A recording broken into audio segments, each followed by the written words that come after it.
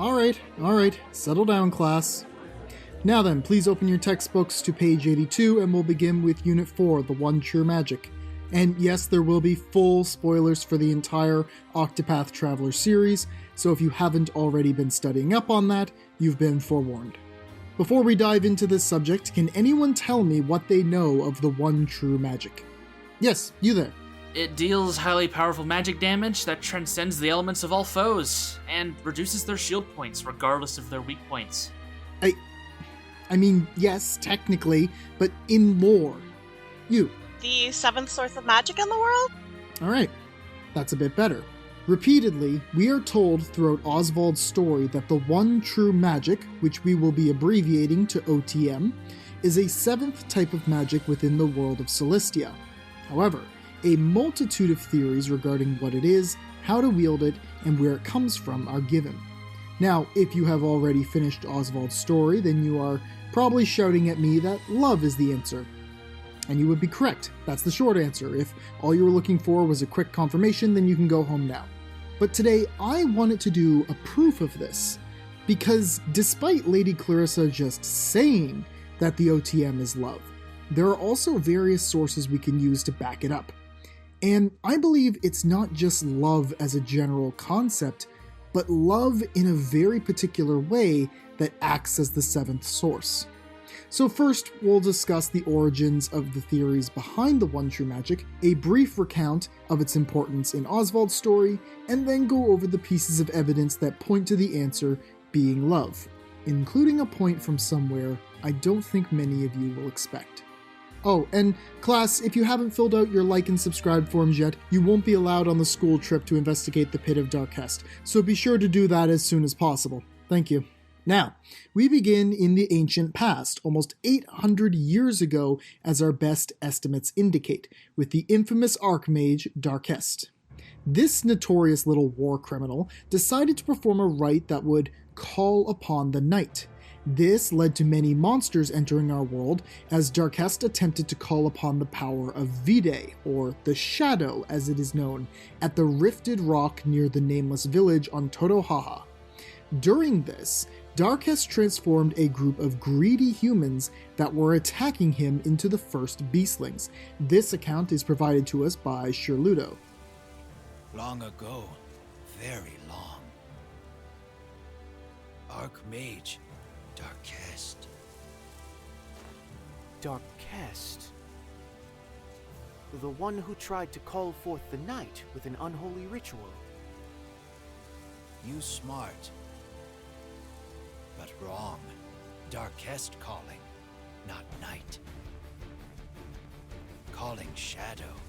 Fortunately, this calamity was halted by the hero Kal, who harnessed the power of the sacred flame to push back the night and defeat Darkest.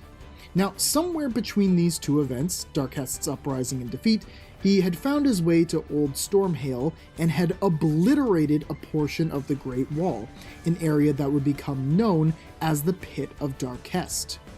400 years later, the scholar Grattan would go to this pit and investigate its origins. Upon studying the area, Grattan would conclude that this hole could not have been created by any of the 6 forms of magic currently known to man: fire, ice, lightning, wind, dark, or light. None of them could have caused destruction on this scale. Thus, Grattan postulated that there must be a greater 7th magic, a secret source, that allowed Darkest to tear that hole in the Great Wall. The one true magic must exist. That was Grattan's hypothesis.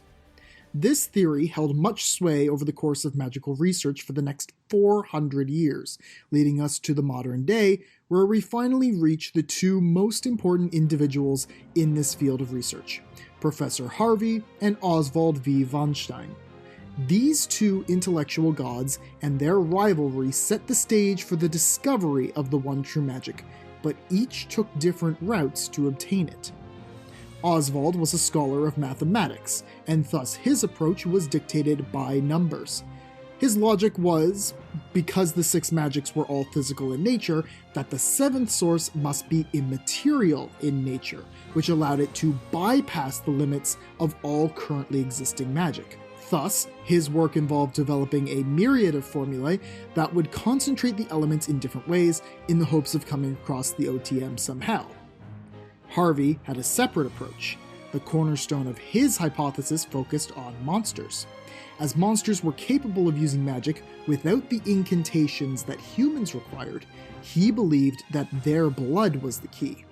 Thus, through biological experimentation and combining the blood of various life forms, Harvey hoped to come across the OTM. As you should be familiar with, their partnership would end horrifically with Harvey betraying Osvald by stealing his research, his family, and his freedom by burning down his colleague's home and framing the murder of Elena and Rita on Osvald himself. Harvey had found that his rival's spouse was a member of an ancient bloodline, the Lumina clan, and that their blood was the key ingredient to reaching the one true magic in his eyes. By combining Elena's blood and the flesh of Darkest to create the Book of Demons, this would grant Harvey the power of the Shadow, the very same power Darkest wished to harness. However, Harvey had made one critical error in his calculations. He messed with Osvald, and for the 5 years that man was trapped on Frigid Isle, he memorized those formulae until he finally broke free and tracked Harvey down. Sadly, he was too late to save his wife from transmogrification, having her blood be used to fuel a monstrous golem, but he was there to save their daughter, even with Harvey seizing the shadow. And it was in this moment, with Osvald's sole desire being to protect Elena, combined with the formula he had held on to for over 5 years straight, that he channeled a new power, a new magic. The answer. Elena. My daughter. Huh? What is this magic? It roils like the seas before a storm. How curious. How peculiar. What is it? This feeling swelling in my breast. I have to.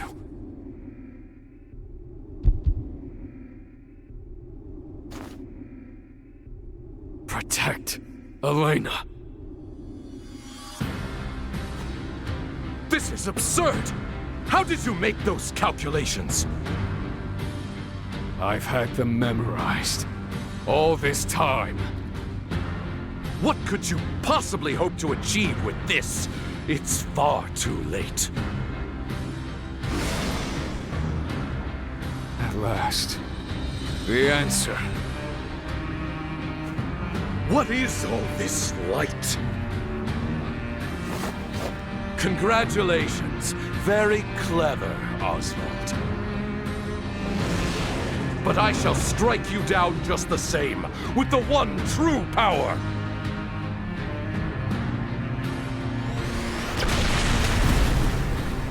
The two mages began the final showdown, ready to put each of their newfound powers to the test.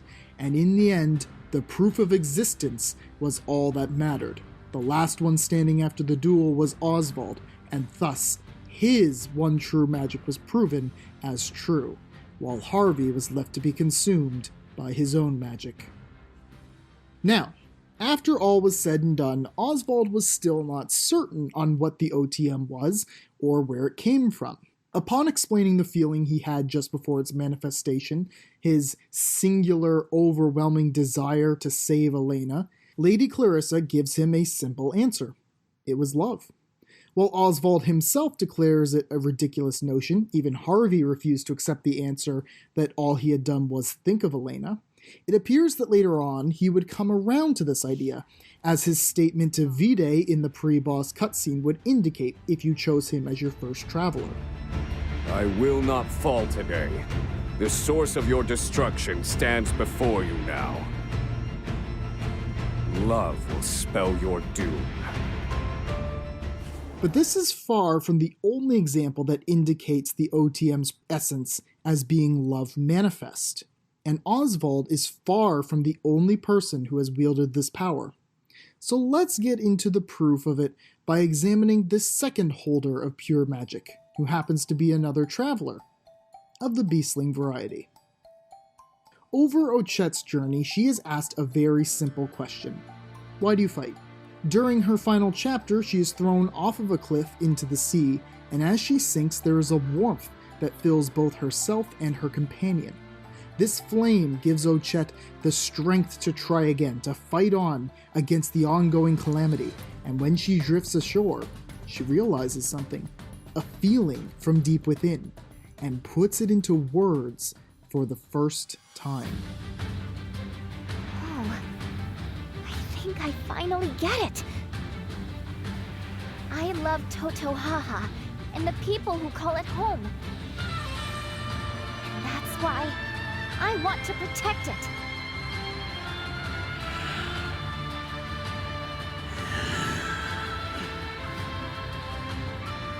Oblivion. Let's all face oblivion.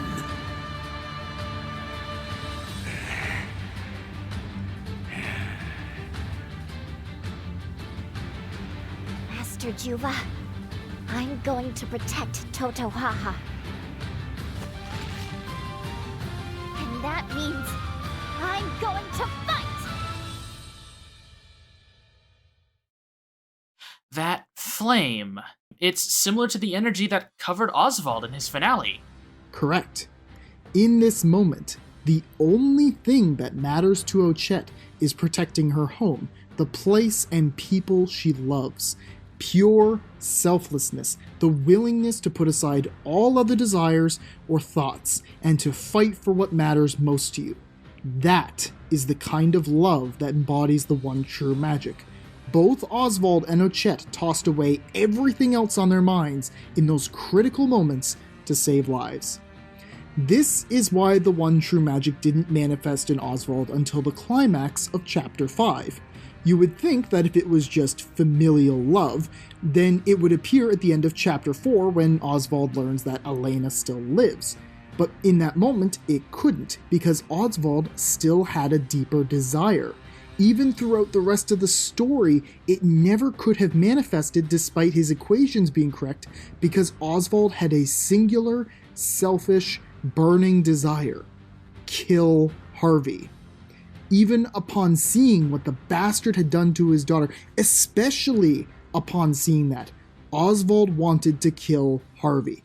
Only in that brief moment where Osvald's hatred for Harvey was overwhelmed completely by his love for Elena was the OTM able to manifest. But of course, this has just been speculation from the accounts of two travelers, one of which probably doesn't even realize that she was harnessing the one true magic. So there must be more evidence or theories to suggest this. You may also have been asking yourself how Ochette was able to wield it without the equations Osvald had come up with. Let us answer both with the next topic, as well as expand on one lesser utilized portion of Ochette's tale, through Lady Clarissa's next chapter. This short side quest becomes available once you complete, coincidentally, Osvald and Ochette's stories. It follows Osvald's old friend as she decides to travel to Totohaha to study a set of ancient ruins to further her own research into the seventh source. Upon arriving, she bumps into an old academic acquaintance, Kohaze, the leader of the human tribe upon the island, and former minor threat to the beastlings in Ochette's story, as her people tried to take more land and resources from the beastlings. Kohaze is happy to assist Clarissa in her journey and leads her to the ruins in question. There, we witness what may be the most pivotal pieces of argument towards the answer of what the OTM is. Clarissa explains that in the ancient past, a mage had performed a rite while in search of the seventh source, and that rite had transformed a group of humans into beastlings. This is the incident we covered earlier about Darkest. Clarissa goes on to explain that around the same time, reports state that all conflict on the Isle ceased. Her intention of coming to Totohaha was to find out what the mage had done to those humans. When Clarissa asks Kohaze for her educated guess on what had caused said conflict initially, Kohaze answers simply, greed, something she was able to relate to with how she had acted upon first coming to Totohaha. Clarissa agrees, then goes on to theorize that perhaps this mage, unknown to her as being Darkest, had stripped the humans on the Isle of their greed, transforming them into beastlings and creating a great coalescence of avarice that became the one true magic. This would explain why the conflict stopped. Without their greed, the beastlings would have no reason to fight one another, as they no longer held petty desires over various things. This statement is actually corroborated again by Shirlito's statement regarding the origin of the beastlings. Humans fighting, shadow swirling. Humans greedy, Darkest cursing. Humans changing, half human, half beast.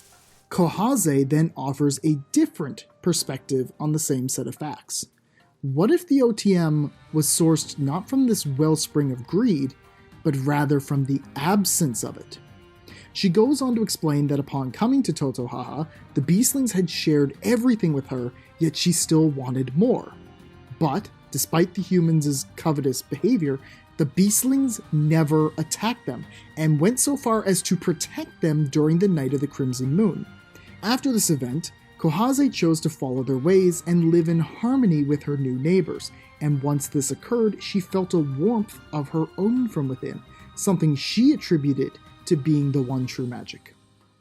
In the end, I'm inclined to believe that Kohaze is the correct one in this scenario. Everything she suggests falls in line with what we've seen regarding the manifestation of the OTM so far. And that's not to mention the ending scene between the two. While Clarissa's recounting of her only quarrel with Kohaze may sound unimportant at first glance, it actually demonstrates the OTM perfectly. She recalls being obsessed with a puzzle that had an important cash prize to her, which Kohaze had then ruined by spilling coffee all over her work. In that moment, after calming down, Clarissa had realized she didn't care about the prize. She just loved the work, and thus the answer came to her. This again drives home the idea that any semblance of greed or desire within a person's soul will result in the OTM being driven away, unable to manifest. Only pure love will allow it to flourish. This also explains why Ochette is able to call upon the OTM in her finale. As a beastling, her desires are very minimal, but she does enjoy eating jerky repeatedly over her adventure. But when the time comes to protect her home, that trivial pleasure is cast aside, leaving the kind-hearted beastling without an ounce of selfish desire in her heart, thus opening the way for the OTM to come into being. This would imply that Darkest's plan, since his desire for the seventh source was too great, decided to strip desire from the hearts of other humans in the hopes of finding the OTM and then claim it for himself somehow. This desire, this greed that he had, is reflected through the power of the shadow itself. All who wield or associate with it have terrible desires that they wish to inflict upon the world, with Vide's own desire being to devour all life in the world.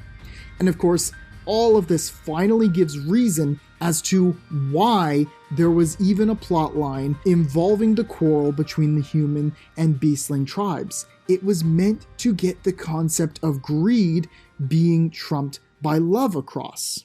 But if you still think greed being the ultimate sin still doesn't have enough proof behind it as a theme, then perhaps we need to look elsewhere. And I'm not talking about something within Octopath Traveler 2 anymore. We need to go somewhere else for this final point. We need to go to the ending of Champions of the Continent.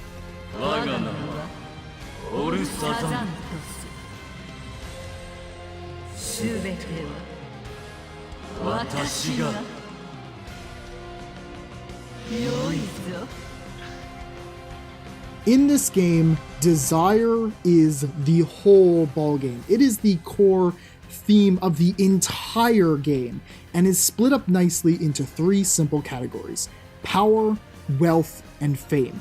These 3 atomic concepts make up the motivations of each villain within that game, with each story arc involving a master or bestower of such desire, or of all 3. Now, some of this may be slightly off, as I have not finished the game yet myself, but I was already aware of this game's finale prior to starting this project, and when I began putting the pieces together about the OTM's connection to love and greed, I knew that this could not just be a coincidence. By the end of the game, one of your former allies, Sazantos, has turned traitor, a former Flames Guard, now disillusioned with humanity and believes that mankind's desires are the ultimate source of evil in the world. He seeks to purge mankind of its greed and create a better world. To this end, he commits atrocity after atrocity, wielding both the sacred and accursed flames, using the rings of power left to humanity as a test by the father of the gods Finis, literally unleashing hell on the world, and even resuscitating the lost mother god Orsa, fusing with her and binding her to his will. So yes, technically his whole plan to eliminate greed would result in all of humanity becoming furries. Naturally, this makes him the final boss of the game's main storyline, but it only goes to drive my point home. In the world of Octopath, all evil stems from greed. Even Galdera was the same way, another entity that wishes to consume all of existence, much like Vide. This seems to be the ultimate theme that the writers want to deliver, that love always triumphs over greed. To protect the people and home you love, to heal and save lives no matter the cost, to share wealth and drive away poverty, to bring hope to people's hearts. These are all the right things to do. Throne may have had the most selfish pursuit of the 8, but it was to escape a darker world. And even in the end, after obtaining her goal, Throne fights not just for her sake anymore. She fights for the world, for the dawn, for tomorrow, with her friends. All of the travelers represent the antithesis of desire in one way or another at some point in their journeys, and I believe this is the lesson to take home from Octopath. Wherever your legs take you, wherever life leads you to, just love other people and yourself. Don't be greedy, just love. After all, if the one true magic appears in the absence of greed, then whatever is the opposite force to greed should be the answer. And that answer is love. Well, that concludes today's class. Make sure you have your like and subscribe forms filled out by the next video, and make sure to catch up on my previous video lectures. If you are interested in more Octopath 2 content, I did a whole 3-hour review of the game, so check that out, please and thank you. Alright, class is dismissed. I'll see you soon.